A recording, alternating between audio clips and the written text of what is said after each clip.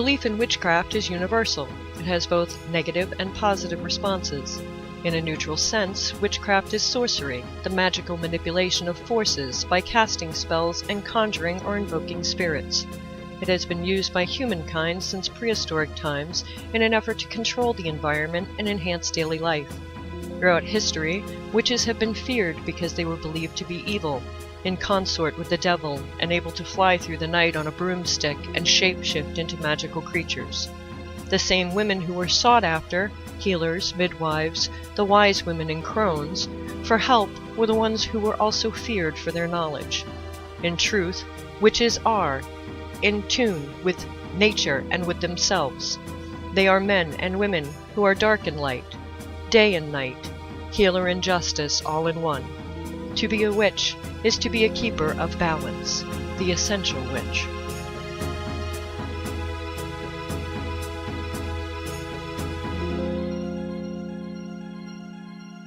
Good evening, everyone, and welcome to The Essential Witch. I am your host, Ravenwings. So tonight, I am going to be talking to you guys about familiars. Today, I'm going to try to enlighten you guys on what exactly a witch's familiar is. I found some cool history and stuff on it, but you want to keep in mind, though, a familiar usually finds us. We don't normally go out and find them. They find us when we least expect it. So, legend, familiar, or a familiar spirit, is a supernatural being that helps support a witch or a magician. Traditionally, a familiar is an animal, but some are said to be humanoid. Familiars often have special powers of their own as well. Witchcraft is portrayed as a type of communication or alliance with evil forces in order to gain magical powers. A familiar can be considered a type of demon. Stereotypical familiars in Western culture is the black cat, of course. Black cats are strongly associated with witchcraft, and there are a number of superstitions regarding them. If a black cat crosses your path, it's said to be a portent of doom, or for example, and all that wonderful stuff. If a black cat crosses your path, people, it's because it's got someplace to go. It's not going to hurt you. A familiar can be any animal, nearly any animal, however. Other common forms of a familiar, are like the dog, the owl, the toad, stuff like that. In the days of widespread persecution of witches, every witch was believed to have a familiar. And close animal companions were sometimes considered proof that a person was a witch. So if you had a really good dog or a really, loving cat, that was all the proof they needed to say you were a witch. In addition to animals, humanoid creatures were believed to serve as familiars as well. Sometimes these familiars looked like regular people, and sometimes they were said to be odd in appearance, having some kind of deformity or resembling the stereotypical images of demons, of course. The legends of this period also often attribute the habit of drinking blood to familiars. Familiars were considered at least as dangerous as witches, and they were thought to be supernatural beings that looked like normal animals and could spy or wreak havoc for their witch without being easily detected. While Christian traditions interpret familiars as demons, to Wiccans and neo-pagans, they're more like a Christian concept of a guardian angel, so to speak. A witch's familiar can be his or her closest companion. A lot of times offering moral support, special knowledge, and even or physical healing.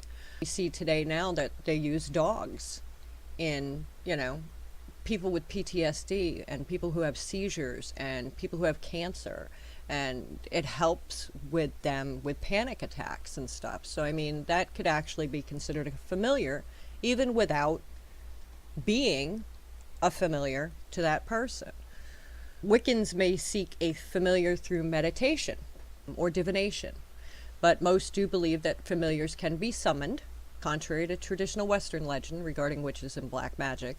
The author Philip Pullman offers an interesting take on the idea of the familiar in his Dark Materials trilogy, in which he says every human has a daemon. It's a D-A-E-M-O-N. In animal form that has parallels to various cultural interpretations of the soul. So supposedly every human has, a mirror image of their soul in an animal. Historically speaking, during the days of the Inquisition, familiars were said to be given to witches by the devil. They were, in essence, small demons, which could be sent out to do the witch's bidding. Although cats, especially black ones, were the favorite vessel, I should say, for such a demon to inhabit. But, dogs, toads, other small animals, all that stuff was able to be used.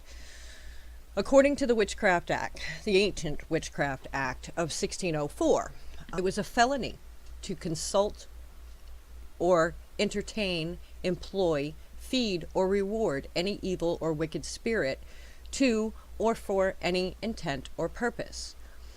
An act that the Witchfinder General, Matthew Hopkins, used with zeal when extracting confessions. Hopkins used the Malleus Maleficum. This was basically the handbook for any witch hunters. It basically told you how to get a confession from a witch and what to look for, and forget it. If you had a birthmark, you were already marked. He used this Inquisitioner's Handbook.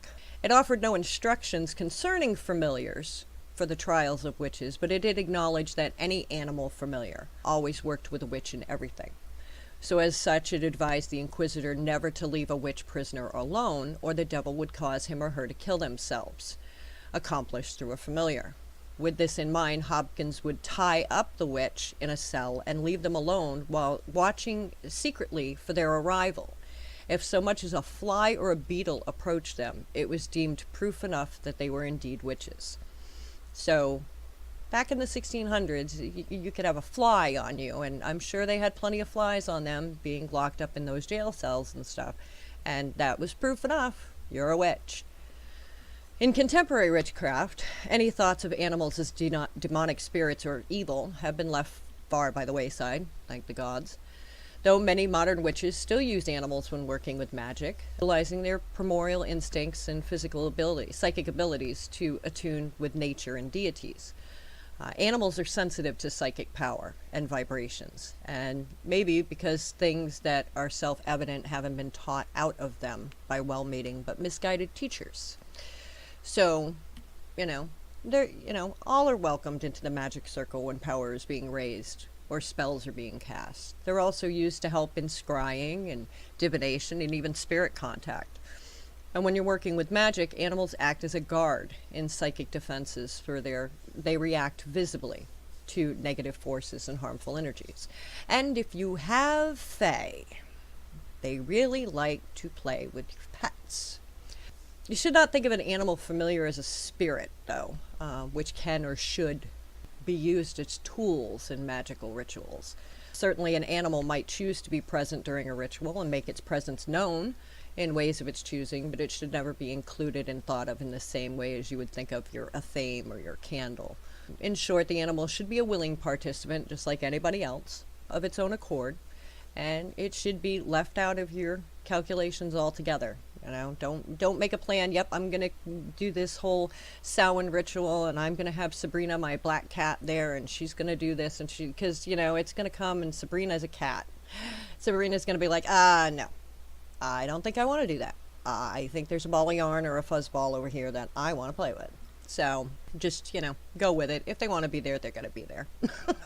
They work with you, and it's kind of like the picture that I put up. Familiars, sometimes helpful, sometimes not so much.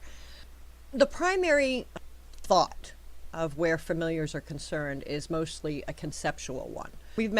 I've met many people who think of familiars in terms of similarity to what Christians believe in the Middle Ages. So they don't use such misleading words as demon, but their conceptions can, say that this is an entity which is somewhat separate from the normal existence of an animal, that it's a spirit entity which inhabits the animal and serves as a spiritual guide.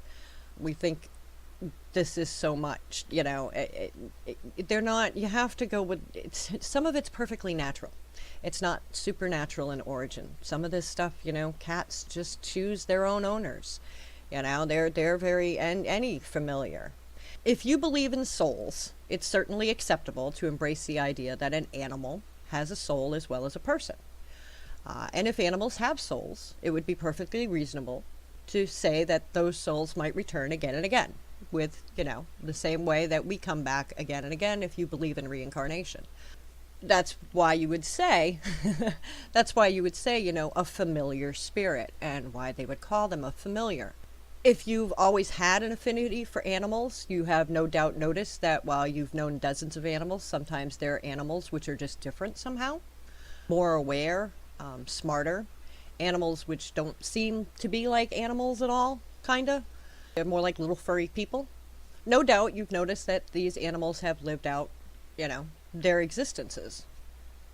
But the idea of a familiar spirit sounds really good. It could be an animal that had passed before that's come back to you in another animal. And even Onyx Moon has done shows about that, about people who have gotten animals and the new animal, is like almost taken over by the old animal spirit or just comforted by it. So it's not to say that it's not. I just like to look at a familiar in the way of the fact that they're just like us, in the fact that if I've been resurrected thousands of times, I'm still living in the here and now. So I'm assuming that if my familiar has been, resurrected repeatedly, has come back repeatedly, they're living in the here and now too. But they may feel things from, the whole deja vu thing like humans do. So it's hard to say. But what are the purpose of a spirit animal? What are their purpose? Who can say really? You can find no shortage of people with ready explanations, though. But all humans can really do is guess. We don't know. None of us do.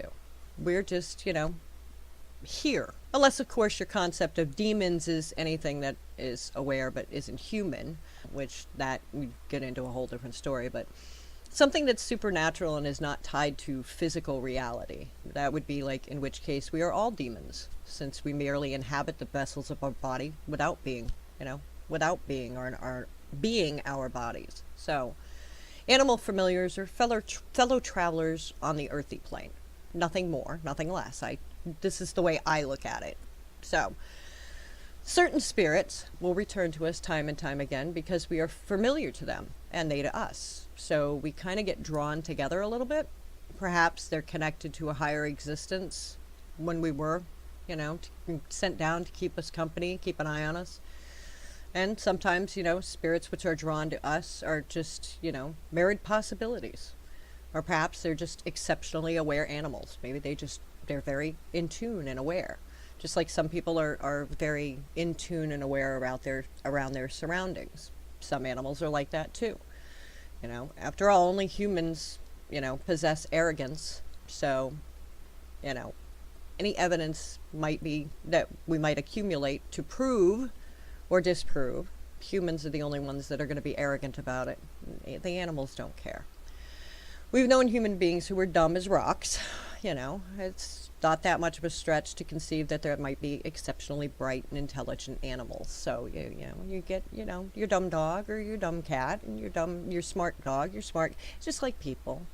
I try to look at, Willow is basically my little furry human. She has a personality. She will make herself known when she wants to. If I'm working on something, it seems lately, anything I do with working on Faye, or this thing today that I was working on, she proceeded to tuck herself up my butt. So I'm assuming she knows that when I'm working on different things that interest her, I guess would be the way to put it, she tends to be a little more active in it. If it's something that does not interest her, however, I can't even find her. So, they're just their own little people. They're like, having a 3-year-old. Just as we're variably drawn to associations with other people. It's like we are drawn to other people, that we can't explain why. You can be drawn to familiar spirits and animals. It doesn't have to be jotted down in some moldy old book as supernatural and profound. Just as you are simply you, they are simply they, and, you just happen to be crossing the same road at the same time. Try not to overthink it so much. A lot of people will really overthink the whole familiar thing and think, well, I'm a witch. I have to have a familiar. I have to have this. It's got to be that. No, you don't. You don't. If you're meant to have a familiar, it will find you. It will absolutely find you. They will make themselves known. Don't drive yourself crazy. How can I tell if an animal is a familiar? Good question. I feel like one of the most important aspects of having a familiar is the fact that they choose you and not the other way around. That doesn't mean that you can't go to a shelter and find a familiar. That's where mine came from. But it does mean that you can't just go grab the first dog or cat you see and try to force them into being your familiar. You should definitely experience an immense amount of trust between you and your potential familiar. Trust is the cornerstone and the foundation of magic.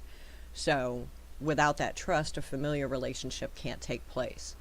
Once trust is established, there should be an overwhelming sense of unconditional love. For me, when I decided to get a new cat, I wasn't going out with the intent of getting a familiar. I went out with the intent of getting a cat, which it took me a long time to be able to do this because my original familiar lives with my aunt. Her name is Miracle. She is a gray cat. She is now all of 15 years old, so she has really outlived normal cat years, and she is still very active. She still has all her teeth. She still, goes in the litter box and buries it and everything. She's still got all her facilities. She's not in any way, shape, or form physically or mentally handicapped at all. I had to get rid of her due to moving out of state, and I left her with my aunt, and my aunt's had her for 6, almost 7 years now.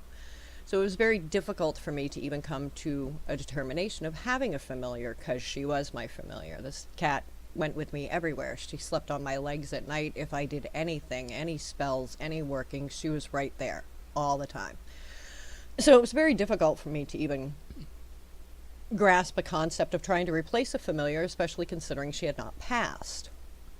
So when I went to the shelter, I sat on the floor with like 17 cats who all proceeded to crawl all over me.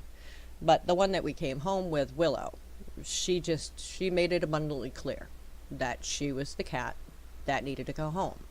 However, I did work with another cat while I was there that was not friendly at all. I got it to be friendly, so that one will actually now be going to an adopted family, along with a big gray cat that they had there. But yeah, if you can go to a shelter and just sit in there with the kittens even, trust me, if that's what you're looking for as a cat or a dog or whatever. And I always say go to shelters because, they're like our orphaned children, and it doesn't always have to be a kitten or a puppy that you get. You'd be amazed at what an older animal can do for you too. You may not have as long of a time with them, but there are advantages, especially if they're already litter box trained or if they're a dog and they already know how to go outside. So I always suggest going to shelters and stuff like that to get your familiar, or even feral cats, the cats that use stray cats in your yards and stuff. If you've got one that's coming to your house a lot and it's just liking you, that may be your familiar. So just a thought, save the little ones that are out there. So can anyone have an animal familiar? Yes. You don't have to be a shaman, you don't have to be a seer, you don't have to be a priest or a priestess or a witch to have an animal familiar. The ordinary layperson, throughout pagan animalistic cultures, they will also take on spirit guides. The difference being the layperson is an ordinary animal found in nature, and the shaman has at least one supernatural creature or being as a familiar. The shaman or the witch can see and or directly communicate with their animal familiar, whereas the layperson cannot. So there are people who do talk to animals. As a matter of fact, I had on Gemma Stacy. She is an animal whisperer. She can actually talk to animals. I can honestly tell you when my cat meows at me, I have no idea what she wants. I keep telling her to speak, but she's just not doing it for me yet. So, I guess I fall under the category of layperson. There are some times when I know what she wants, but not all the time. Most of the time it's a treat.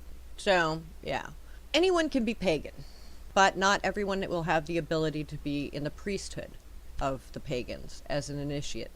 So not everybody is going to be a shaman and can talk to their familiar. So don't take it personally if, cats and dogs have different ways that they speak to us too. And sometimes we just know certain barks or certain meows mean certain things. It doesn't mean that you're not close to your animal just because you don't understand every meow or every bark, which, by the way, here's a little bit of information for you. Cats very rarely meow at each other. Cats only meow at humans, really, all that much. So I'm thinking, being that, cats were gods and gods were basically worshipped in Egypt, basically meow probably means come hither slave. So, don't take it personally. They know they're gods and they need to be worshipped. So, Can you have more than one familiar, though? Yeah, why not? Records of witches and shamans report that they had anywhere from 1 to 10 familiar spirits, which can include plants, minerals, or spirits of the dead as well. So, I have one, well, two if you count Miracle, who's living with my aunt, so that would make 2. But I also have plants that aren't really my familiars, but I'm very close to my plants. So, it's weird. It doesn't have to be an animal every time. And it doesn't have to be an actual living animal. It can be a mystical animal. And they can be dragons and phoenixes and stuff like that. And it's a little bit different than dealing with an actual familiar. So why have one or more? Why? Why even have them? Well, they can gift you with their knowledge and their power. Imagine knowing all the uses of local wild plants and medicines that can be made from them. That would be awesome. I would love that. Imagine all the wisdom an animal has living in perfect harmony with nature by following their true purpose and instinct as the animal they are. They live with no misconceptions. They are what they are. Unlike humans, they don't put on a facade and a little mask and, act like one thing, and then as soon as you turn around, act like something else, although I have caught my cat sticking her tongue out at me. But they can teach you how to live in harmony with your body and your environment. Also, your animal familiar can come to your aid when called, or even when they sense that you're in danger. You'll probably get more use from a dog from that, but cats do pick up on different things too. So, if you see your cat standing there and its fur all of a sudden goes up all over its back and it's hissing and you don't see something there, apparently it does. They can gift you with supernatural powers like second sight, foreknowledge, healing with your hands, the ability to travel between worlds, and the ability to see and hear spirits of unseen realms, like fairies. The ability to converse with these spirits of the dead, among other talents. These are all talents that animals have that we don't. It's like children who grow up and they see ghosts when they're younger, but they don't see them when they get older. Reason being is we're told repeatedly, it's not real. It's in your head. It's your imagination. My son had an imaginary friend who lived in a laundry basket. Never once did I tell him he didn't have him. Because I truly believe my son had an imaginary friend living in a laundry basket. And they got into a fight one day and he kicked him out and made him live in the tree in the backyard. Never once did I tell my kids, no, you don't have this, and no, it's just your imagination. Because how do we know? How do we know they're not seeing things that we're not seeing? Animals are the same way. They don't have the training that we have growing up, that, if you can't see it, it's not real, and it must be an imagination, and it must be this, it must be that. They don't go through that. They're just what they are. Also, when you converse and work with spirits, if that is something you do in your path, if you do spirit work in your path, both great and small, and if you travel to other worlds, if you're going into the fairy realm and stuff like that, your animal familiars can take you there and back safely as well, and protect you while you're there. Think of the Siberian shaman flying into the heaven on his reindeer, or on the wings of an eagle. It's incredibly easy to lose your soul to spirits, or to get lost in unseen realms, and your animal guides prevent that from happening. So that is one of the major reasons, especially if you work with spirits in different realms, to have an animal guide. How do you get an animal familiar? Good question. First of all, they select you, not the other way around. That's just how it works. Everyone who wishes their familiar was a bear, a wolf, a mountain lion, a fox, all the usual suspects, but in reality it's usually not the case. In most cases, an apprentice, witch, or a shaman will start with a smaller, less powerful animal helper, and over time, as their powers increase and their knowledge increases, they acquire stronger and more powerful animal familiars. Keep in mind that the size of an animal really does not reflect its power, as some of the most powerful animals are also the smallest. In case of true hereditary witchcraft or shamanism, animal familiars can actually be inherited from a dying elder, as they have vested an interest in you as family. Even though you cannot select one, you can seek them out and invite them into your life, but you cannot request which animal that's going to be. That is very similar to, besides familiars, spirit animals. you're not going to be able to request what is going to be your spirit animal. I did a show on this before, and Lady Chandra was talking to me because she is arachnophobic, like myself. We do not like spiders, and her spirit animal just happened to be a spider. She's like, how do I deal with that? Because I'm scared to death of it.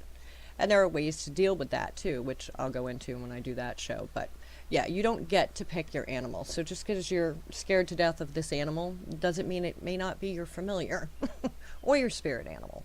So don't expect your animal helper to appear to you inside your home or within a city as a domesticated creature either. You know, you're not going to, oh, I'm going to expect a bear to come in my living room and I live in New York. No, probably not going to happen that way. Also, do not think you have to go on a vision quest to acquire them as well. You don't have to do that. It's used in different cultures, but it's a cultural thing that does that. Don't spend all your energy looking for your familiar to be one of your usual suspects. Everyone claims, when in reality, that golden orb spider on your favorite woodland path has been trying to get your attention for years. Don't forget that the animal familiars include insects, birds, and creatures of fresh and salt water as well. So you could have a turtle. Today's city dwellers have such a negative view of wild animals and insects that no wonder man hasn't found their familiars. They're terrified or grossed out by them. And it's true. Most city people just wouldn't even know where to even begin to look for, their familiar, when it could be that, little brown spider in your shower. To acquire a familiar, you must first venture into nature. That means real wild nature, not a tidy little safe campsite full of children playing. This factor is prescribed in all animalistic cultures who take on familiars. First, the animal who appears to you plain as day. So if you're walking in the woods and you come across a chipmunk, whether it's a vision, daydream, real life, who's to say, it will appear to you. In reality, not in a visualization or guided meditation, you will also have that animal appear to you. You may miss it completely if it's not like a native animal to your area, because exotic species will definitely get your attention. It could be something very common. If it's a native animal, do not assume right away that it's your familiar either. It could just be a chance meeting. But if it appears to you like 3, 4, 7 times, a lot, in unusual circumstances, there's no question that this is going to be your animal. And they do change, just like spirit animals will do changes as well. This animal is going to come to you when you need them.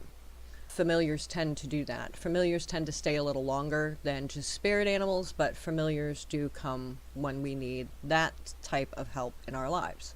Unusual circumstances. This is when you run into unusual circumstances, like it could be out of season.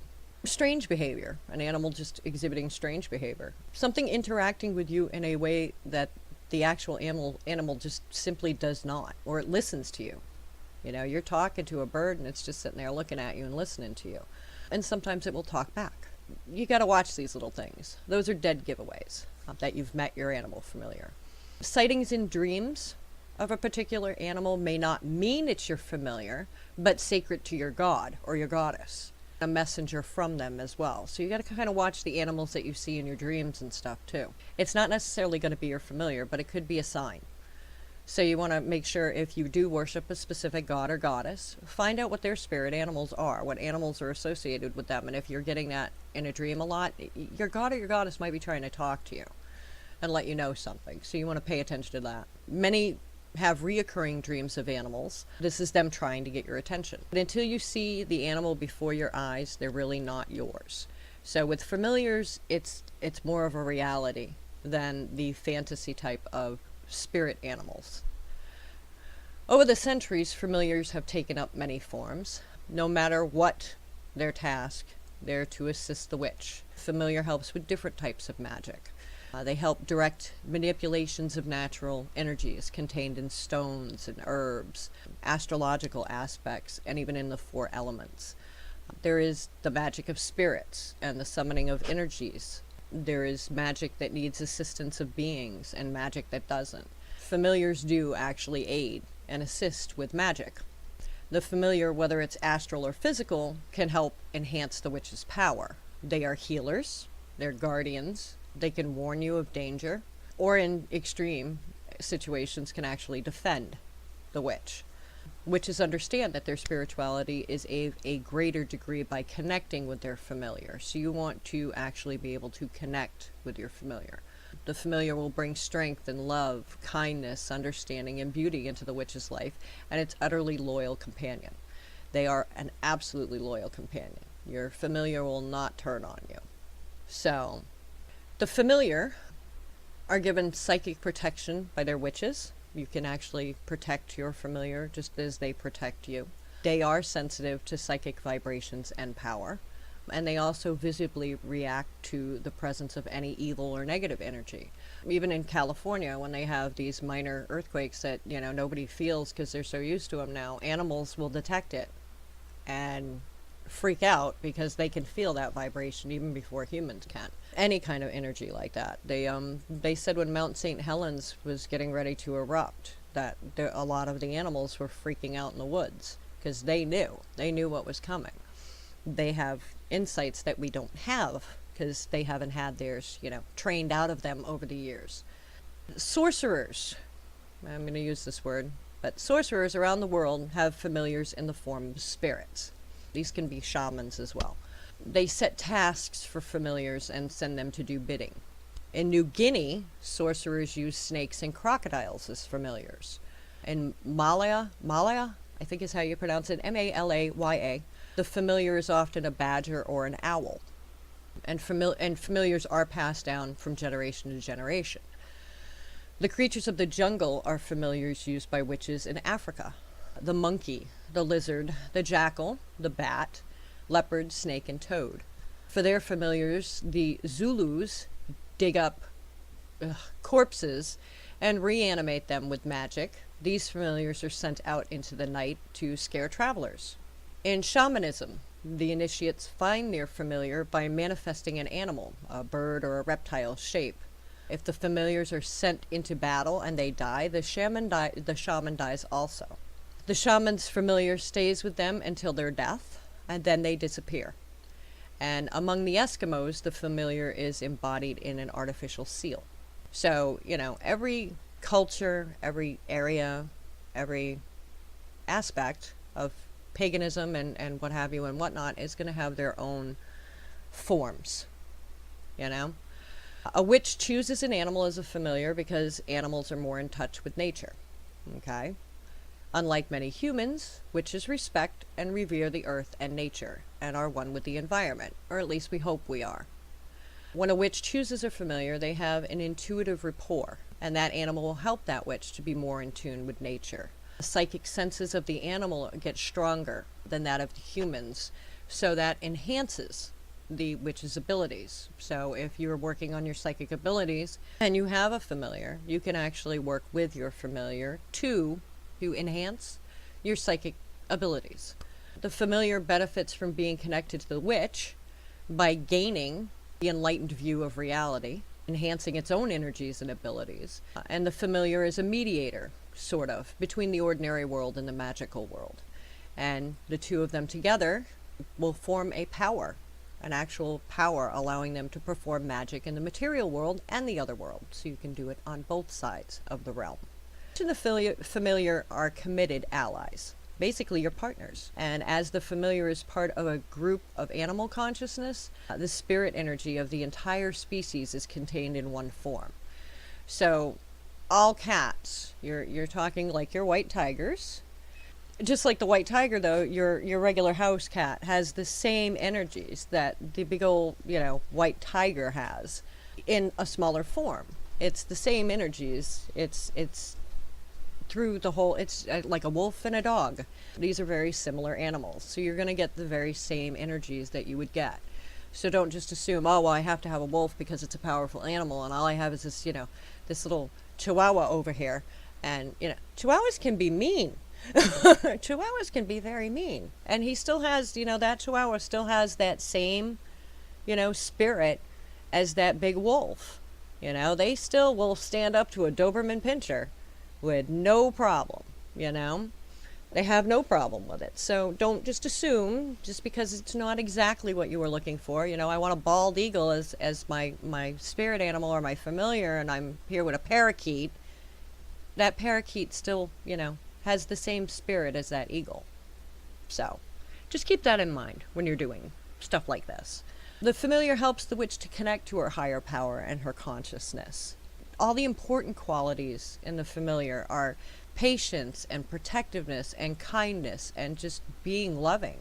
Your familiar can be drawn by subconsciously or consciously. If an animal like a bird or a creature comes to a witch subconsciously, it arrives without any planning, either on the physical or the astral plane. If consciously, the witch then chooses an animal specifically. Astral familiars choose their companions very carefully. They come and go as they please, although they are no less protective. Some witches will acquire several familiars, while others only have one or two. The familiar aids the witch in creating inclement weather and in spell casting. It has also been said that these small creatures that become witches' familiars, such as fairies, elves, dwarfs, and pixies. So yes, they can be familiars as well. Familiars transported witches to the sabbats. Humans have been transported into the fairy realm with the assistance of familiars. Witches were able to remain undetected by holding their sabbats in the astral realms. They were aided by their familiars and the use of flying ointment smeared on their skin.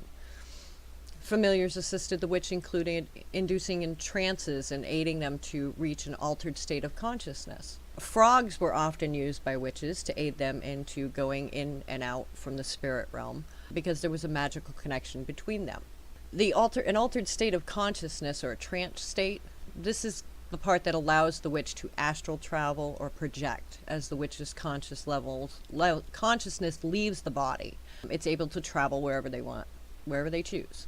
As fairies live in a spirit realm, a witch often uses a fairy as a familiar. If you want to travel if you study fairy magic and you want to go into their realm, you'll end up with a fairy that becomes, close to you, that will assist you in going back and forth, and that actually can be considered a familiar. They allow a witch a doorway into the other world. Witches and fairies were often connected and worked well together. Familiars are powerful healers. They're also messengers between one world and the other, so they make wonderful and loyal companions for a witch. There are 3 types of familiars. They are physical, spirit, and artificial. Physical familiar is an actual pet. This is going to be your actual animal or creature, snake, whatever the case may be. Your spider. I know people who keep spiders as pets, so, whatever it is. That is your physical familiar. The spirit is a conscious entity that exists within the other world, beyond the land of the living. Magic is used for this creation of this, and then magic is used for the creation of an artificial familiar.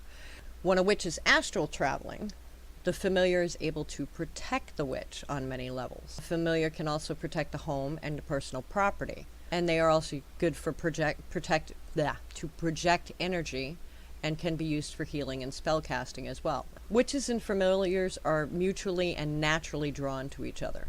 They will each emit an energy that draws the other one to. It's kind of like a positive and negative battery. The magnet, not battery. Good God. If you have your positive and negative magnets, they still draw together. And that's kind of like the way the energy is with a familiar and her witch. So it's kind of the easiest way for me to explain it. It's very complicated. That a witch communicates with its familiar as friends communicate with each other. So you can communicate with this familiar. The witch sees the familiar as an equal, and they believe all life forms are. Many witches have physical pets and form a really strong psychic bond with them, and they both gain a lot from the relationship. So if you can get that psychic bond with your familiar, you will gain a lot, because you're going to get a lot of knowledge, because they're going to give you the primal instincts that we don't have anymore. So, that is one of the best qualities that you get out of that, plus the loyalty. I mean, you can't beat the loyalty. Many of the mythological deities that we talk about had a familiar connected to them, and the word anemia, which means possessing life and spirit, was used by ancients to describe non-human creatures and humans. It's the connection that links all the creatures.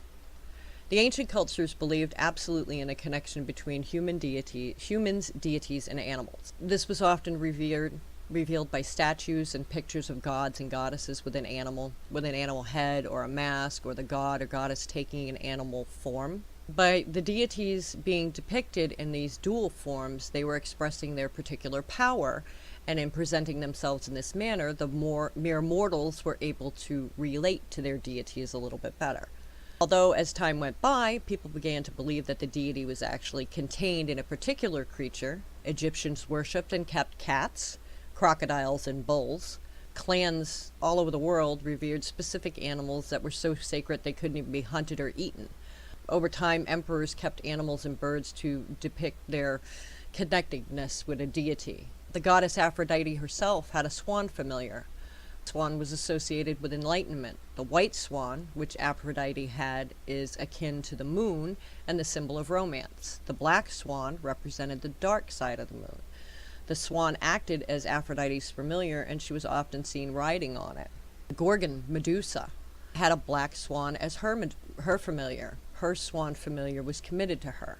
Swans had been connected to the gods as well as the goddesses. Zeus turned himself into a swan and presented himself to Leda, who became the mother of Helen of Troy. Apollo also had a swan familiar, and it's well known that swans have the ability to shapeshift. They can also take human form. The Druids thought the swan represented the soul, and the swan as a familiar could assist its companion in traveling to the other world. The swan is a wonderful familiar for witches, and because it has shape-shifting abilities, an ability to fly higher than other birds, it's often aided the witch to transport her over great distances. The Romans had a white fawn that was given to Ceratoris as a gift by the goddess Diana, and that fawn was a messenger. And then Cornelius had a familiar in the form of a dog. There were masks to represent sacred animals, which represented all the animals connected with the witches. It was believed that those who wore a mask could be possessed by the spirit in the mask that it represented. The mask was always either called a grilm or a helm by the Scandinavians, and it was thought that certain helmets gave the wearer entrance into the underworld, temporarily. When anyone wears a mask for any reason, it's prudent to know what powers they are calling on by wearing it. Birds and other animals have been used for centuries to form a connection between humans and animals. Mesopotamian healers dressed in the skin of fish, and skull and pelts of animals were worn during healings and religious rituals. Ancient priests and priestesses and shamans used masks, animal skins, skulls, and pelts of animals to create a link with and to call on the powers of specific animals. When practicing magic, witches often don a mask of an animal or some of the creature's traits to use them temporarily. A special psychic type of bond is formed with that creature. By wearing the mask, it was easier for the witch to shapeshift. Ancient priests learned this skill from otherworld deities they encountered during their astral travels. So, there is so much background that goes into all of this. Now, many witches consider the familiar on the astral plane is the easiest to work with than the physical familiar. It is because they have no restrictions physically and they work with pure spiritual energy. All magic is first formed in the astral plane before it is manifested into the physical realm. So the astral familiars have a more direct influence into the specific directing of magical energies. Witches sense the presence of their astral familiars. Sometimes the energy of more than one familiar can connect at the same time. And it's not unusual for a witch to conjure with the assistance of one or more familiar as well. So the astral or the physical familiar helps increase the intensity of the witch's rituals and gives the witch more clarity when making decisions. So all witches need to take great care of their familiars, whether they're physical or astral. It would be most unusual for any witch to not have a familiar as their companion. So you probably all have one, even if you don't know it. It could be a little house spider in your house, just hanging out, trying to get your attention and stuff, So you gotta pay attention to the signs. But that is our show for today. Thanks everybody for coming to listen. Thanks a lot, guys. Have a great night.